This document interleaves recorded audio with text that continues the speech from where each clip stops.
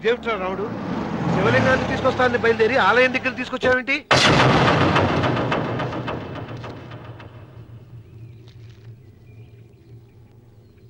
ఎలారా ఈ ఆలయాన్ని పడగొట్టాలి? ఎప్పుడురా సంబశివరావు పొలం నా సొంతం అవుతుంది? వెంకన్న, నా పట్టుదల కోసం నేను ధరించిన ఈ నల్ల చొక్కా ఎప్పుడురా మార్చేది? ప్రతీకారం కోసం ప్రమాణం చేసి వేసుకున్న నా తండ్రి మొలతాడు ఎప్పుడురా నా మెడ నుంచి ఊడిపడుతుంది? వెంకన్న,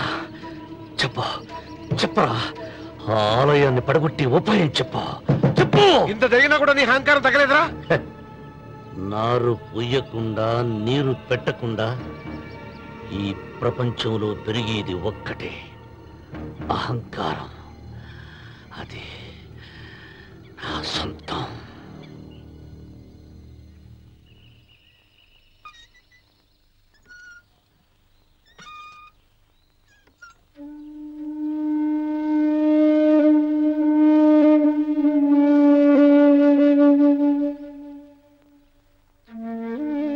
పిల్లలు వెళ్ళిపోయారు, కోడళ్ళు వెళ్ళిపోయారు. వచ్చే రాఖీ పండుగ నాటికి ఇది కట్టడానికి నేను కూడా ఉండకుండా వెళ్ళిపోతానేమో. అవే మాటలమ్మా, నువ్వు నిండు 100 ఏళ్ళు బతకాలమ్మా. 15 రోజులు కూడా పిల్లలు లేకుండా బతకలేకపోతున్నదని 100 ఏళ్ళు ఎలా బ్రతకలన్నయ్య?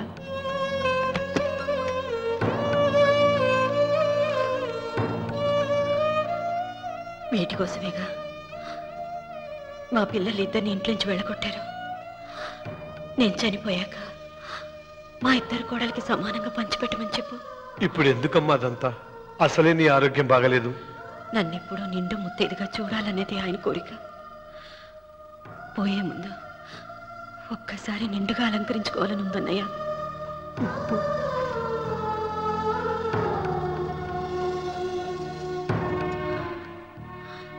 ఈ అన్నయ్య లేకపోతే నా ఈ కోరిక తీరేది కాదు. నీ చేతులతో అలంకరించన్నయ్య.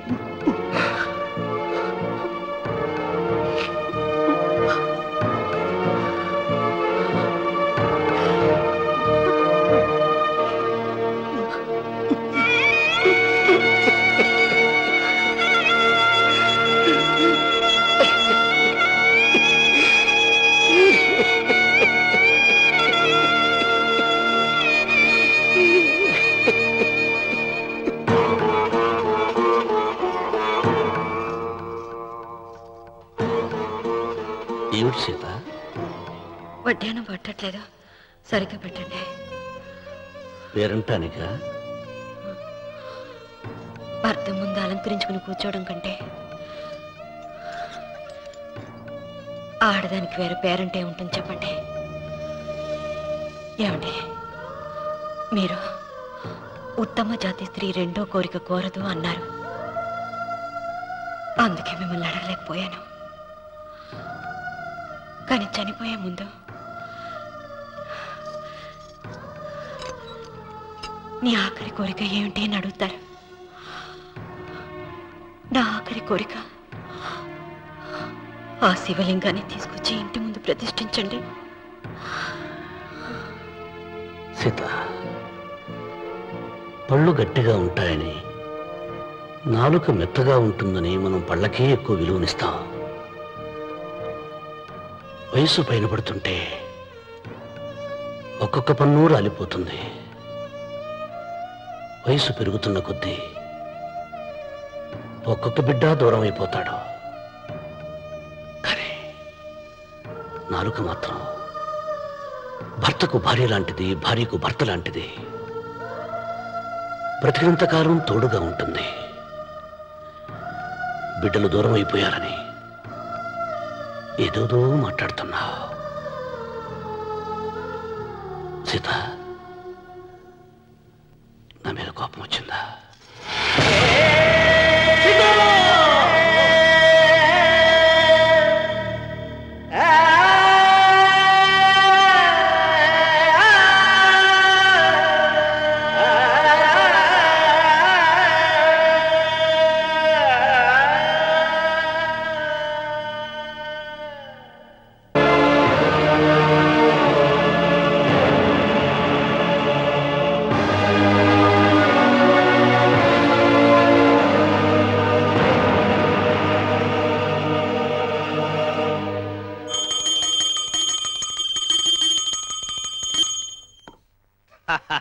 అక్కడ రామన్న చౌదరి చచ్చిన పేళానికి దీపం వెలిగించాడు, ఇక్కడ ఈయన అమ్మోరికి ఆరతి వెలిగించాడు. నేను ఆ రోజే చెప్తేనే అది చాలా మహిమగల శివలింగము, దాని జోలికి పోతే సర్వనాశనం అయిపోతాడని. పిల్లలేమైనారు? ఇల్లు వదిలిపోయినారు. పెండ్లాము లోకం ఏడ్చిపోయా. ఇక రామన్న చౌదరితో పాటు ఆయన వంశం కూడా గబ్బులేచిపోతాడు. ఒకవేళ భయపడి ఆ శివలింగం మళ్ళీ యథాస్థానంలో పెడతాడేమో. పెట్టడు. పెట్టాలని ప్రయత్నిస్తే ఎట్లా ఆపాలనో మనం చూసుకుంటాం.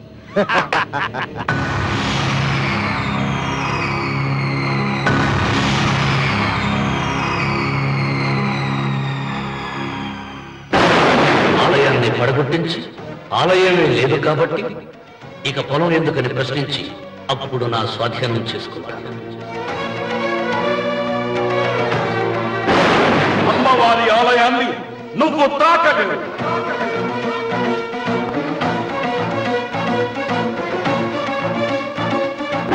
ఆ ఆలయం కూడా పడగొట్టక్కర్లేదండి.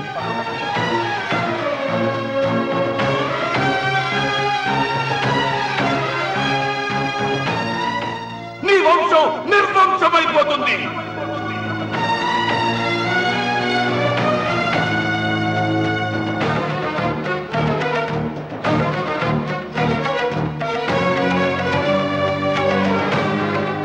ఆ శివలింగాన్ని తీసుకొచ్చి ఇంటి ముందు ప్రతిష్ఠించండి.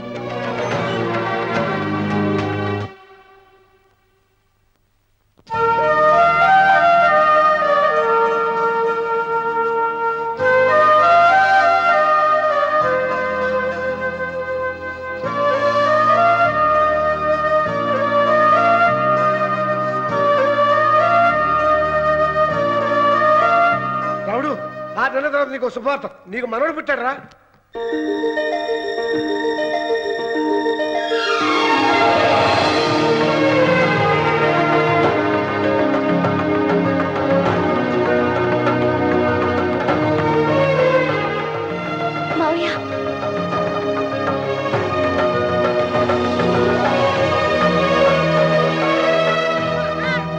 నా వంశం నిర్వంశమైపోతుందని జటాధారి శపించిన ఎదిరించి నా ఇంట పుట్టిన మొదటి వంశాంకురం.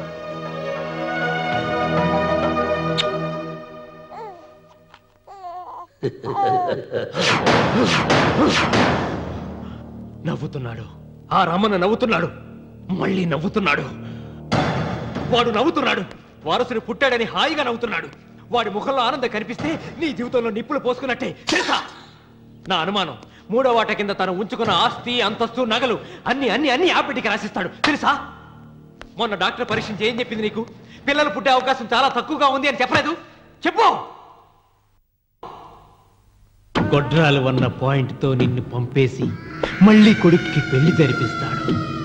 దిక్కుతోచని నువ్వు ఆత్మహత్య చేసుకుని చచ్చిపోతావు.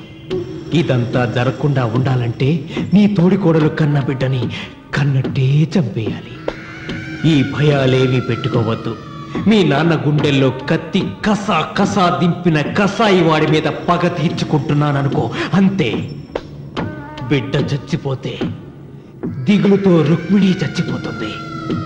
ఆమె పోతే ఈ ఇంటికి, ఆ ఇంటికి, అసలింటికి అన్నిట్లో నీదే పెత్తనం.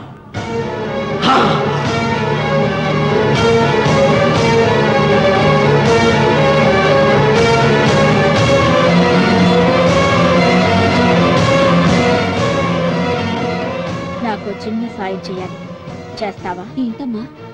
బిడ్డకి పాలల్లో విషం కలపాలి. అయ్యో, నేను నడ్డాను కాదమ్మా.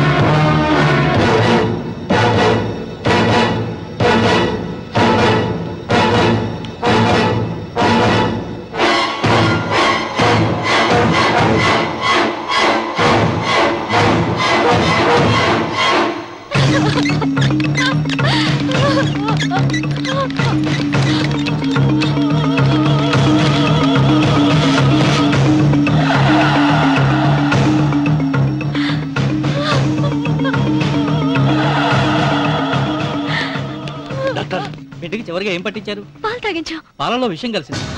Sister, call doctor Reddy. చివరిగా పాలు ఎవరు పట్టించారు?